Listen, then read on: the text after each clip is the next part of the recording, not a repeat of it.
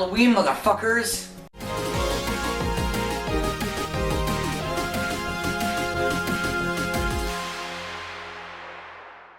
So, let's talk about Slender Man. I think he's stupid. Yeah, I said it. And I don't know why I'm acting like this is such a big deal when plenty of other people have said it. Whatever. I remember when I first heard about this tall guy, and I was fucking terrified of him. Like, I mean, it scared me to no end to think that there was a paranormal thing that could kidnap children when I was a kid. And this was a time where I was a stupid little idiot who actually believed that creepypastas were real. Good times. But honestly, as I read up on him a little more, and actually dove headfirst into the lore of this thing, I found myself less scared. In fact, I started to think he was pretty dumb. And you know what? I was right. But honestly, that's the problem with Slender Man. He is not scary because he's been talked about by pretty much everyone and their mother. And as I thought about it more and more, I realized that it wasn't Slender Man itself that was so scary. It was the ambiguity about him. I'm gonna tell you real honestly, after something's been beaten into your skull for a little while, it begins to lose a certain oomph that it once had. With all of the games, stories, and yaoi fan art of him all over the place. Oh god, get it away! He becomes kind of silly. If you know everything there is to know about a thing, why should you be scared of it? And that's when I slowly started to realize it couldn't be real, because it was the stupidest thing of all time. But what if there was something like this out there that existed and made him scary and terrifying again? Well, good for you, Normal John, because that exists! Why are you calling me Normal John? You look exactly the same. Maybe. But I'm a little to the left. But it doesn't really... I'm a little to the left and that makes me stand out. Fine. What is it? I'm referring to Marble Hornets. We will wait for you to know more. Control is being taken away from you. From the start, it's been a game for us. Not anymore. Oh yeah.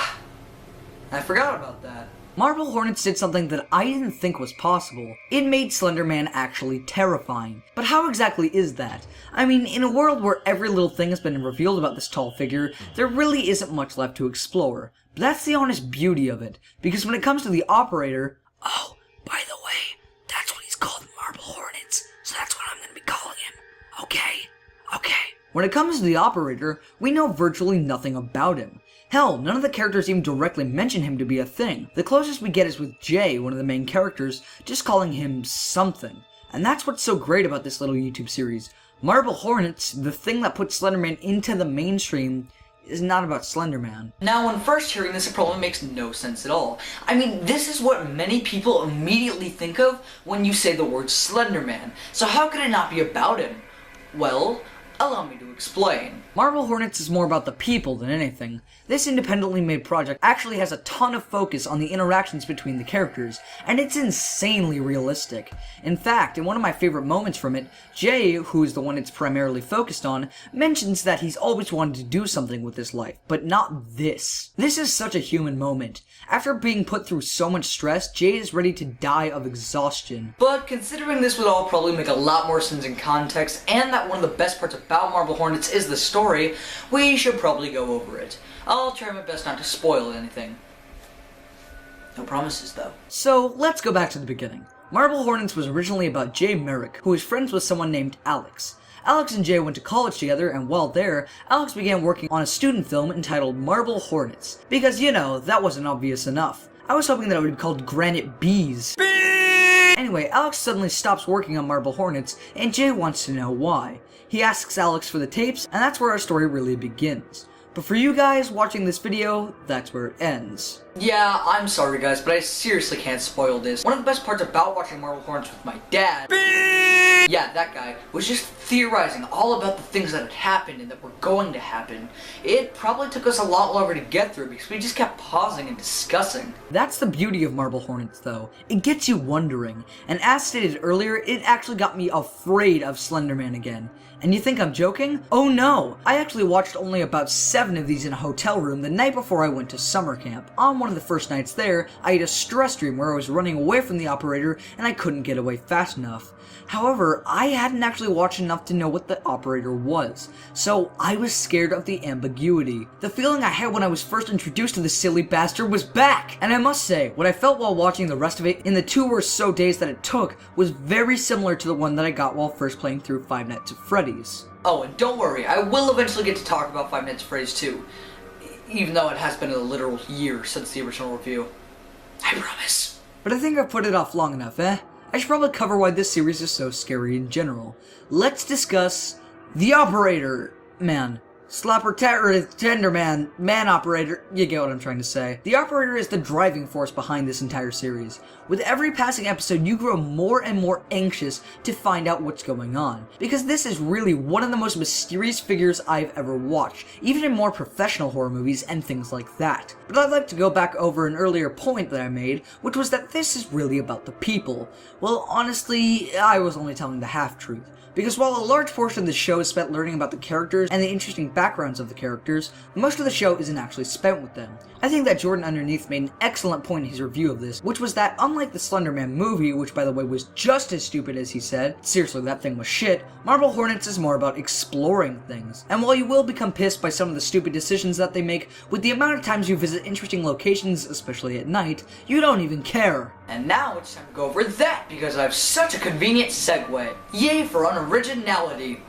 I'm the best. You actually get pretty informed on the various locations that are found in this show. The best example of this that I can think of has got to be with the mental hospital. When Jay first comes across this place, it's just some place that Alex and Tim, another character, are scouting for shooting. Oh yeah, I bet you forgot this was originally supposed to be about shooting a short film. But yeah, the show always stays true to that, which is pretty cool because it's always really consistent. But I can't let my ADHD get the better of me, so I need to focus. The power within! Anyway, Jay doesn't actually get to find out it's a mental hospital until much later, so you get to know something before the main character. Be happy that I love you enough to do that. So, Jay actually gets a visit later with Tim, who he's reconnected with under the pretense that he's going to try and finish Marble Hornets in lieu of Alex. Nothing of interest happens for the first time, but then Tim actually looks up Marble Hornets and sees the YouTube channel. That's actually one of the most interesting parts of this. The fact that Jay is actually the one uploading the videos, and that in this world, in the same universe, they exist is kind of cool.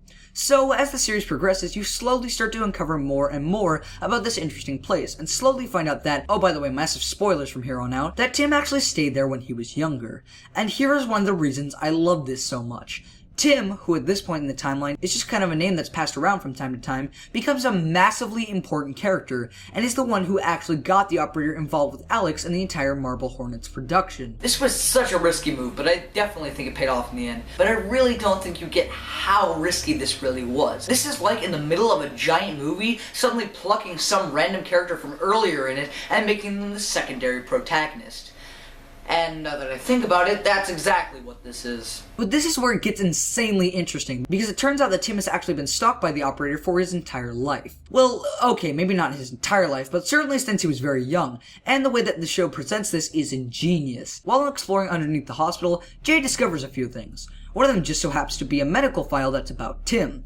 Now, while a good chunk of it has been inked up by some unknown force, although it's suspected that it was one of the operator's puppets, one thing is for sure. This is about Tim, and it tells the story of how he's a very mentally disturbed individual, and if he doesn't take his pills, he will suffer seizures and run off to a place known as Rosswood Park. But what happens directly following the seizures is quite amazing. You see, whenever someone comes into direct contact with the operator, they become a puppet of sorts. That's what I mentioned above. But that's actually where we get the most information about the operator, from the puppet's perspectives. In fact, we know so little about what the operator is or what he wants, that the only time that we get any context at all as to what it is or what he wants, once again, is when Alex has been taken control of by the operator and is making notes that would later go on to expire the game that amassed so much unwarranted attention.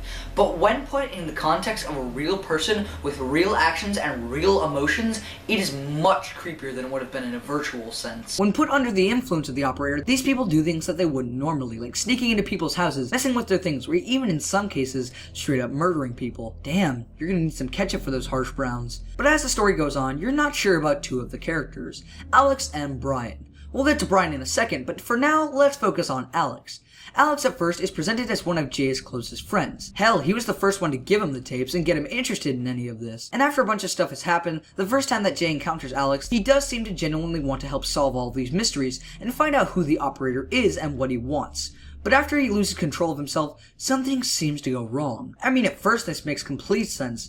Yeah, of course he's under the influence of an evil supernatural being. Why would he be a good person? But even after it seems as though Alex has regained control of himself, he still assists the operator, almost hinting that he's in on it to help the operator. But then near the end, you're not sure because Jay, more spoilers, is taken by the operator. Alex proceeds to burn Tim's house down and screams that all of this is his fault. So, is Alex a scumbag, or is he just some guy that found himself to be in a bad situation at the wrong place at the wrong time? That's one of the best parts about Marble Hornets, is just discussing all the things that have happened and they're probably going to happen. In fact, there's a whole forum just devoted to coming up with new theories about what was going on in Marble Hornets. If that doesn't show you how interesting this whole thing is, I don't know what will. But one thing is clear through all of this. Alex did not start off as an asshole. In fact, in one of the later tapes discovered by Jay, you see that Alex didn't even originally know Tim. He was just a friend of Brian's, who was a friend of Alex's. And not just that, but Alex actually initially asked Tim to audition for Marble Hornets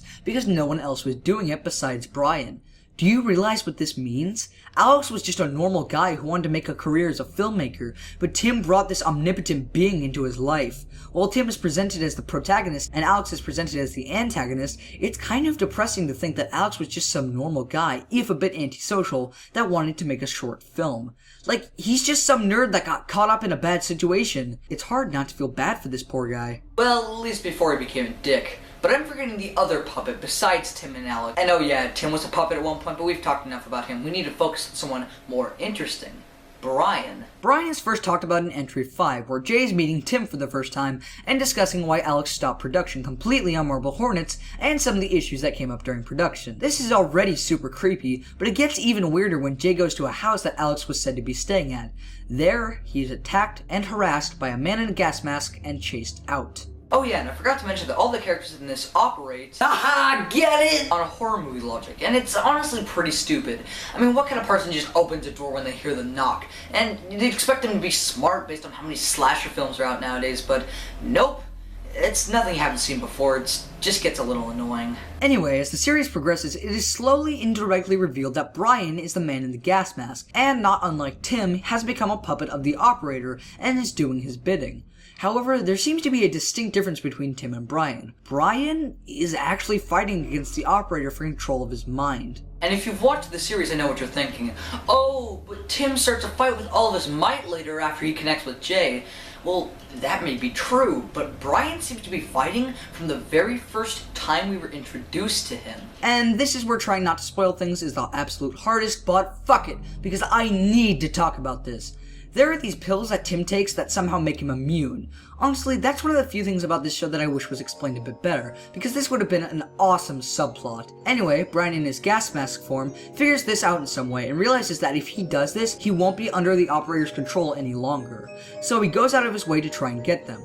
Unfortunately, this does mean that he has to steal them from Tim, but I can honestly see where he's coming from. Because unlike a bunch of characters in the series, even including Jay near the end, Brian does seem like he's a good guy. I can honestly see him and Tim, if they were ever out of the operator's control at the same time, just going out and getting a cup of coffee and talking over things. Maybe even hugging it out. I'd like to see that. Honestly, what else can be said about Marble Hornets? The story is awesome, the characters are all charming and lovable in their own way, the settings are amazing, and there were like 50 different other things that I didn't get to cover in this review that are just amazing. I'd seriously recommend giving it a watch if you got a weekend free or something. And the Marble Hornets legacy will live on as the same people who made it have recently started a new series, Clear Lakes 44, on their channel. Now, there are only a few episodes out at this point, so nobody really knows if it ties in with Marble Hornets, but from what I've seen, it's really interesting. I can't wait to get into this as well. I'm Blackish Butler, the one operating the whole show. I'm so sorry.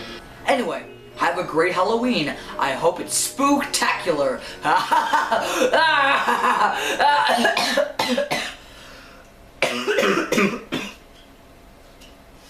Gross.